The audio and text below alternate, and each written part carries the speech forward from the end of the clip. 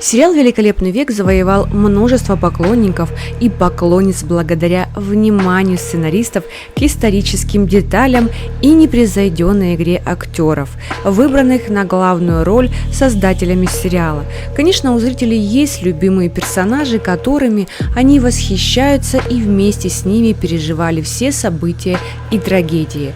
Одним из самых любимых героев этого сериала стал Ибрагим Паша.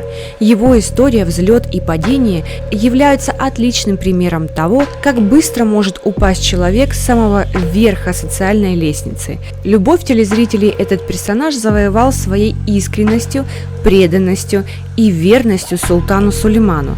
История Ибрагима довольно необычна. Маленьким мальчиком он попал в плен. Ему очень повезло. Его заметил юный шахзаде Сулейман и сразу привязался к нему. Когда Сулейман стал султаном, он предложил своему другу пост главного визиря. Это шло вразрез со всеми обычаями и традициями мусульман. До того, как получить такое назначение, чиновники должны были сначала несколько лет проработать на более низких должностях, чтобы доказать свою преданность султану и империи. И только после этого чиновник мог рассчитывать на повышение. Сначала он получал должность 4-го или 3-го визиря и так далее по иерархической лестнице. Если первый главный визирь покидал пост, то на его место назначали 2-го визиря.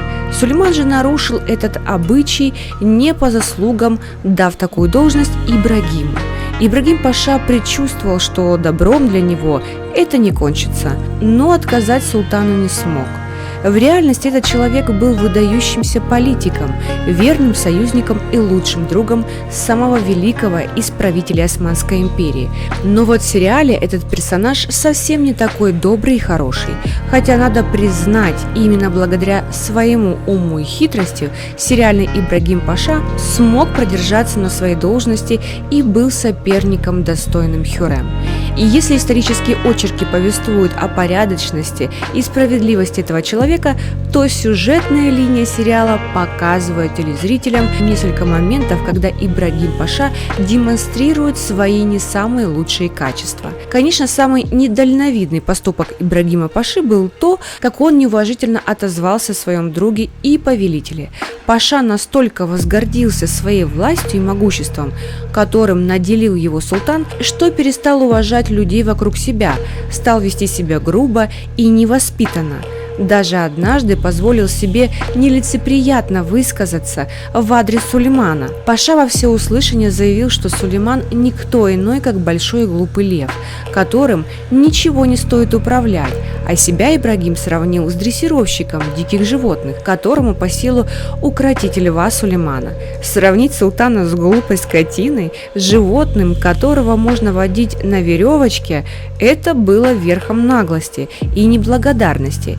Ведь султан был его другом и столько подарил своему главному визирю, что и не перечесть. И вот такой черной неблагодарностью Ибрагим Паша отплатил за все блага и богатства. Такого Сулейман, конечно, не мог простить. А как Ибрагим поступил со своим другом и товарищем Насух Эфенди или Матракчи? Такое поведение обычно благородного и уравновешенного Ибрагима просто повергает в ужас. Например, шантажируя Матракчи, Ибрагим заставил его притвориться супругом Нигяр, в то время как сам Паша тайно наведывался к рабыне. Вообще-то ситуация крайне неприятна. Один раз, проведя ночь с Нигяр, Ибрагим после этого прогнал девушку. По его словам, у них ничего не могло получиться, и пусть она даже не мечтает об этом. А Нигяр была очень честолюбива и влюбилась в Ибрагима, ведь он был главным визирем. А тот момент, когда он чуть не задушил ее, дал ей повод думать, что она ему не безразлична. Конечно, глупо считать, что раз мужчина бьет женщину, значит он испытывает к ней какие-то чувства. Но Нигяр это понравилось. Потом, когда Ибрагим перестал отвечать на ее чувства, Нигяр была разбита и опустошена. Видя, в каком состоянии находится девушка, жена Ибрагима Хатидже решила устроить ее личную жизнь и выдать замуж за Матракчи. Насух Эфенди был крайне доволен, что наконец-таки у него будет свой дом и семья. Но все не так просто.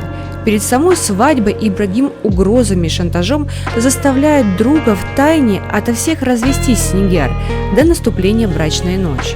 Этим поступком Ибрагим уничтожил шанс своего друга на счастье, или тот момент, когда Ибрагим бил ногами Матракчи, ведь тот был его другом, верным соратником, и так поступить с ним. Дело в том, что благодаря Ибрагиму Насух Эфенди устроил во дворец девушку-рабыню. Ее звали Виктория. Когда же она попала во дворец, ее нарекли Садыка. Ибрагим был очень доволен, ведь Сулейман иногда приглашал Садыку на хальвет, но Матракчи был этому далеко не рад. Он сам испытывал к девушке сильные чувства. Она же, пользуясь его привязанностью, передавала через него письма якобы своему дяде. Как оказалось, в итоге Садыка была шпионкой, которая следила за Сулейманом и в один момент пыталась его убить. Когда это случилось, Ибрагим очень испугался, ведь именно он приказал Насуху устроить девушку во дворец. Сцена допроса Садыки поражает своей жестокостью. Ибрагим схватил девушку и со всей силы ударил о стену. Да, она шпионка и предавала, но все же это было слишком бесчеловечно. По внешнему виду Ибрагима можно было заметить, что ему доставляет удовольствие мучить женщину, а потом Паша приказал своему другу Матракчи избавиться от предательницы, зная, какие чувства Насух испытывал к Виктории Садыке и какую боль ему это принесет.